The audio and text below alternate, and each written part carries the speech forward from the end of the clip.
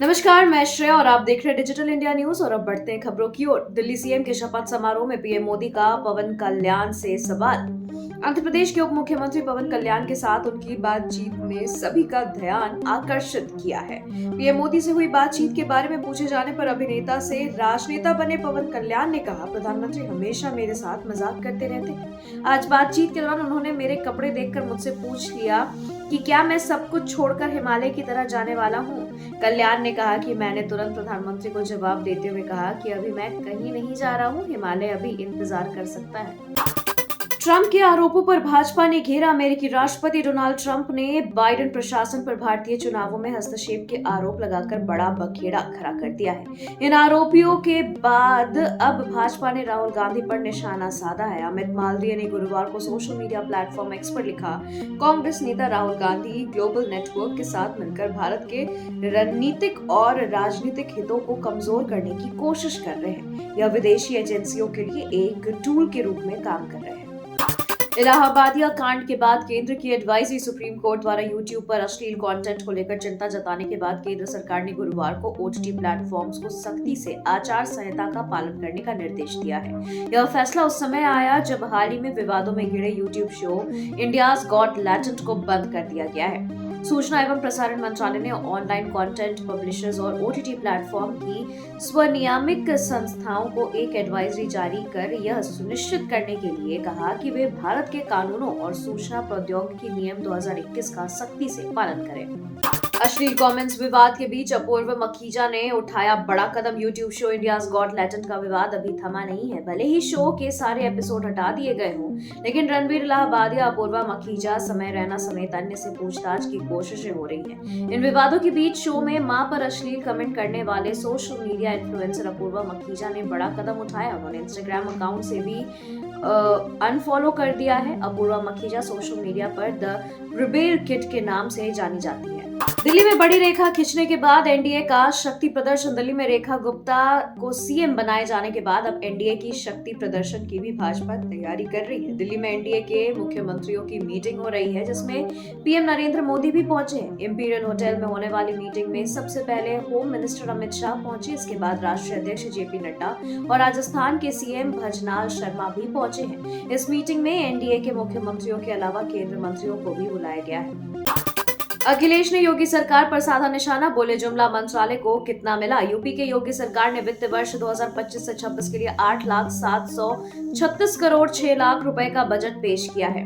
योगी सरकार ने इसे अब तक के इतिहास का सबसे बड़ा बजट बताया है। हालांकि इसे लेकर अब पूर्व मुख्यमंत्री अखिलेश यादव ने योगी सरकार पर तंज कसा है। उन्होंने प्रेस कॉन्फ्रेंस करते हुए कहा कि लोग कह रहे हैं कि प्रवचन तो आ गया, लेकिन बजट कब आएगा। यह बजट खोखला है, इस बजट का झोला खाली है। जुमला मंत्रालय को कितना मिला। योगी सरकार के वित्त मंत्री सुरेश खन्ना ने गुरुवार को बजट जारी किया है। बजट के बहाने विपक्ष पर सुरेश खन्ना का तंज। यूपी सरकार के वित्त मंत्री सुरेश कुमार खन्ना ने वित्त वर्ष 2025 से 26 के लिए मुख्यमंत्री योगी आदित्यनाथ के नेतृत्व वाली सरकार में अपना 9वां बजट पेश किया है। बजट के बहाने मंत्री सुरेश खन्ना ने सपा पर तंज कसते हुए शेर पढ़ा। सुरेश खन्ना बोले, लोग यहाँ ख्वाब दिखाते हैं, अक्सर हर एक ख्वाब को सच कर दिया है योगी ने। विधानसभा के बजट सत्र के तीसरे दिन बृहस्पतिवार को वित्त मंत्री खन्ना ने उप्र और मुख्यमंत्री योगी आदित्यनाथ की मौजूदगी में 2025 से 26 के बजट अनुमानों पर 34 पेज का अपना बजट भाषण करीब सवा घंटे में पढ़ा। रायबरेली पहुंचे राहुल गांधी ने कार्यकर्ताओं में भरा जोश। सांसद राहुल गांधी चुरुवा हनुमान मंदिर पर दर्शन करने के बाद बछरावा के गेस्ट हाउस में पूर्व निर्धारित कार्यक्रम में पहुंचे। कार्यकर्ताओं को संबोधित करते हुए राहुल ने कहा कि कभी भी अपने आप को आप लोग कमजोर मत समझिए। मौजूदा सरकारें केंद्र में और उत्तर प्रदेश में है, वह लोगों का ध्यान मुद्दों से भटका रही है। उन्होंने कहा कि महंगाई चरम पर है, बेरोजगारी भी बढ़ती जा रही, पर्याप्त रोजगार देने में केंद्र की सरकार सक्षम नहीं है। उन्होंने कहा कि जनहित के मुद्दों पर वह संसद के अंदर रख रहे हैं। गरीबों, किसानों, युवाओं और महिलाओं के उत्थान को समर्पित है यूपी का बजट, बोले सीएम योगी। यूपी के मुख्यमंत्री योगी आदित्यनाथ ने बृहस्पतिवार को वित्त वर्ष 2025 से 26 के प्रस्तावित बजट की सराहना करते हुए कहा कि यह बजट सनातन संस्कृति के सर्वे भुवंतु सुखिनः की अवधारणा के अनुरूप गरीब, अन्नदाता, किसान, युवा और महिला उत्थान को समर्पित है। उत्तर प्रदेश के वित्त मंत्री सुरेश कुमार खन्ना ने बृहस्पतिवार को राज्य विधानसभा में वित्त वर्ष 2025 से 26 के लिए 1,08,736 करोड़ रुपए का बजट पेश किया। बाद में विधान भवन के तिलक हाल में संवाददाताओं के बीच बातचीत में आदित्यनाथ ने बजट की सराहना की। शपथ के बाद दिल्ली वालों से नई सीएम रेखा गुप्ता का वादा। दिल्ली की नवनियुक्त मुख्यमंत्री रेखा गुप्ता ने कहा कि उनका हर पर लोगों की सेवा के लिए होगा। मुझे जनता की आकांक्षाओं को पूरा करने की जो जिम्मेदारी सौंपी गई है उसे पूरा करने के लिए दिन रात काम करूंगी। कहा कि मंत्रिमंडल के अपने सहयोगियों के साथ मिलकर विकसित दिल्ली के संकल्प को साकार करने का पूरा प्रयास करूंगी। दिल्ली की मुख्यमंत्री रेखा गुप्ता ने एक्स पर एक पोस्ट में कहा कि मां यमुना के आशीर्वाद से आज वरिष्ठ नागरिकों की उपस्थिति में मैंने दिल्ली के मुख्यमंत्री के रूप में शपथ ली है। शाह ने पूर्वोत्तर के उग्रवादियों से की आत्मसमर्पण की अपील। केंद्रीय मंत्री अमित शाह ने गुरुवार को पूर्वोत्तर क्षेत्र के उग्रवादियों से अपील की कि वे अपने हथियार डालकर मुख्यधारा में शामिल हो। उन्होंने कहा कि भारत के विकास में उनके योगदान का स्वागत किया जाएगा। शाह असम राइफल्स की ओर से आयोजित एकता उत्सव एक आवाज एक देश कार्यक्रम में बोल रहे थे। उन्होंने कहा कि सभी जानते हैं कि पूर्वोत्तर शांति और विकास चाहता है और भारत के आंतरिक हिस्से के रूप में काम करना चाहता है। रेखा गुप्ता के मंत्री बनते ही अतीशी ने कर दी ये डिमांड। दिल्ली के पूर्व मुख्यमंत्री अतीशी ने गुरुवार को रेखा गुप्ता को मुख्यमंत्री बनाए जाने की पहले बधाई दी और फिर भाजपा के घोषणा पत्र के मुताबिक दिल्ली में महिलाओं को 2500 रुपए देने की मांग की। उन्होंने कहा कि रेखा गुप्ता अपने पहले कैबिनेट बैठक में इस फैसले पर मुहर लगाए। एक महिला मुख्यमंत्री होने के नाते रेखा गुप्ता जी इससे उम्मीद है कि वह दिल्ली की महिलाओं से किया गया वादा जरूर पूरा करेंगी। कांग्रेस अध्यक्ष ने केंद्र पर साधा निशाना। कहा खतरे में देश की राष्ट्रीय सुरक्षा और क्षेत्रीय अखंडता। कांग्रेस अध्यक्ष मल्लिकार्जुन खड़गे ने गुरुवार को मोदी सरकार पर निशाना साधा। खड़गे ने कहा कि चीन अरुणाचल प्रदेश की सीमा पर 90 नए गांव बसा रहा है। उन्होंने आरोप लगाया कि मोदी सरकार देश की राष्ट्रीय सुरक्षा, क्षेत्रीय अखंडता और संप्रभुता को खतरे में डाल रही है। एक्स पर पोस्ट में कांग्रेस अध्यक्ष खड़गे ने आरोप लगाया कि मोदी सरकार की प्राथमिकता पीआर स्टंट और झूठे विज्ञापन है, राष्ट्रीय सुरक्षा नहीं। कथावाचक अनिरुद्ध आचार्य ने रणवीर इलाहाबादिया को कहा नालायक। कथावाचक अनिरुद्ध आचार्य ने रणवीर इलाहाबादिया की आलोचना की। उन्होंने रणवीर इलाहाबादिया द्वारा समय रैना के शो इंडियाज गॉट टैलेंट में की गई अश्लील टिप्पणी पर रिएक्ट किया है। सामने आए वीडियो में वह रणवीर इलाहाबादिया को नालायक कहते सुनाई दे रहे हैं। इतना ही नहीं, उन्होंने यहाँ तक कह दिया कि रणवीर ने अपनी मां के लिए गलत शब्दों का प्रयोग किया है।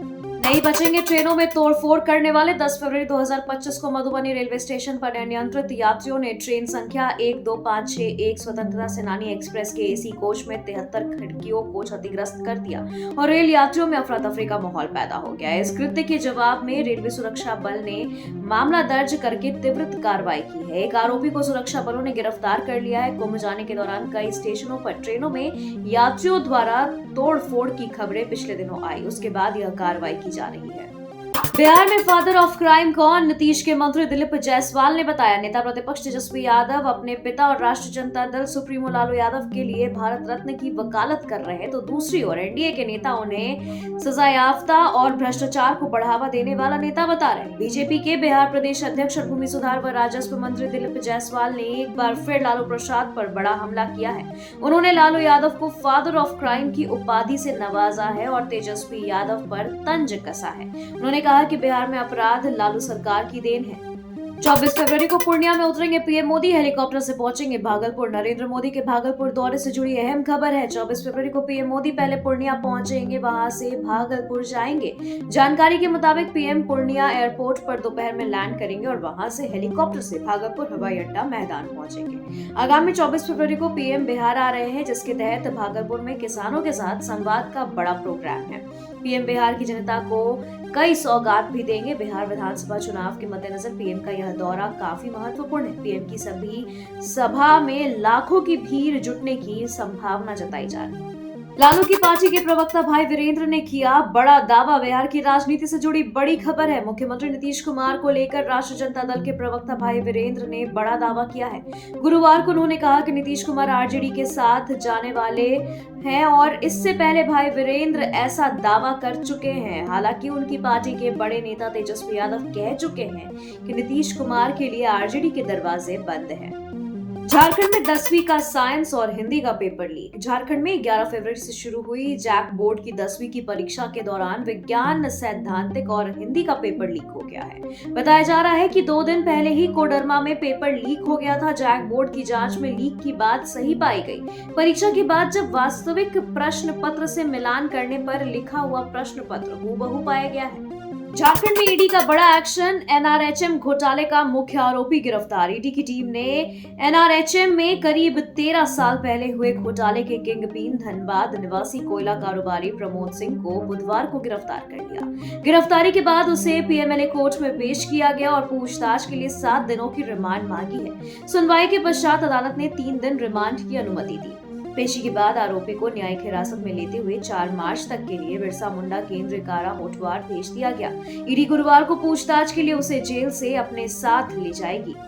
अमेरिका रूस आय खरीद यूक्रेन पर बरसे ट्रंप। अमेरिका में सत्ता बदलते ही वैश्विक समीकरण बदलने लगे हैं। डोनाल्ड ट्रंप ने रूस अमेरिका वार्ता का समर्थन किया और यूक्रेन के राष्ट्रपति जेलेंस्की को जंग खत्म करने की नसीहत दी। ट्रंप ने जेलेंस्की को तानाशाह बताते हुए कहा कि उन्होंने अमेरिकी पैसों की बर्बादी की। वहीं पुतिन ने कहा कि युद्ध पर अंतिम फैसला अमेरिका और यूक्रेन से बातचीत के बाद होगा। जेलेंस्की ने ट्रंप पर पलटवार करते हुए उन्हें रूस के प्रभाव में बताया।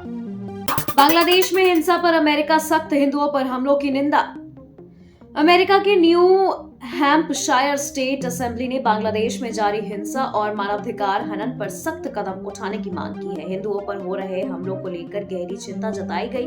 प्रस्ताव में ट्रंप प्रशासन से बांग्लादेश की अंतरिम सरकार को जवाबदेह ठहराने की अपील की गई। यह प्रस्ताव पीएम मोदी के अमेरिका दौरे के दौरान हुआ, जिससे साफ है कि वैश्विक मंच पर बांग्लादेश की स्थिति को लेकर सख्ती बढ़ रही है।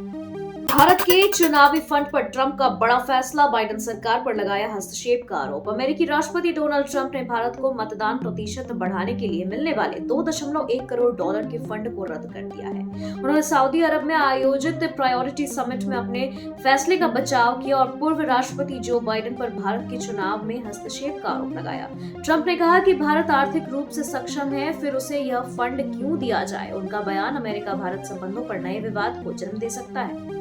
भारत में टेस्ला पर ट्रंप की नाराजगी। बोले अमेरिका के साथ गलत होगा। अमेरिकी राष्ट्रपति डोनाल्ड ट्रंप ने एलॉन मस्क की टेस्ला फैक्ट्री भारत में लगाने की योजना पर नाराजगी जताई। उन्होंने कहा कि अगर मस्क भारत में फैक्ट्री लगाते हैं तो यह अमेरिका के साथ अन्याय होगा। ट्रंप पहले भी भारत के उच्च टैरिफ पर सवाल उठा चुके हैं। एक इंटरव्यू में उन्होंने कहा कि भारत में आयोजित कारों पर ज्यादा टैरिफ लगाया जाता है, जिससे अमेरिकी कार कंपनियों के लिए भारतीय बाजार में टिकना मुश्किल है।